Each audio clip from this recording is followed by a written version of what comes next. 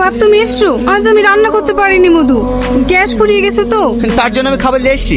এইলেন, আমি এখন কাজে যাচ্ছি, কাজ থেকে ফেরার পথে আমি গ্যাস সিলিন্ডার নিয়ে আসবো। ঠিক আছে বাপ। মা, খাবারটা চেক করে খায়ো, বিষ মিশানো থাকতে পারে। এই বুড়ি কি আবল তোমার কথা বলছি রে? হ্যাঁ, আমি ঠিকই বলছি। এইসব মানুষকে বিশ্বাস নাই, স্বার্থের জন্য এরা সবকিছু করতে পারে। মা, আমি বাথরুমে যাব। জুতোগুলো কোথায় রেখেছো? জুতোগুলো বাইরে রাখা আছে, তুই একটু দাঁড়া, তোর ভাইকে আমি খেতে দিচ্ছি। এই লাও জুতো। কে? আমি টনি। আপনি কেন আমার জুতো নিয়ে এসেছেন? তুমি যদি দেখতে পেতে তাহলে কি আমি নিয়ে আসতাম? চলো তোমাকে পৌঁছে দিয়ে আসি। না না, আমি একা যেতে পারবো। না না, তুমি পারবে না, নতুন বাড়ি তো, তুমি এখনো বুঝে উঠতে পারোনি।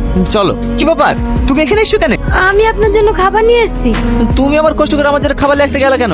আমি তো হোটেলেই খাই। বাইরের খাবার ভালো না, প্রতিদিন বাইরের খাবার খেলে পেটে অসুখ হবে। আজকের পর থেকে আমি আপনার জন্য খাবার নিয়ে আসবো। না না, তোমাকে কষ্ট করে খাবার নিয়ে আসতে হবে না।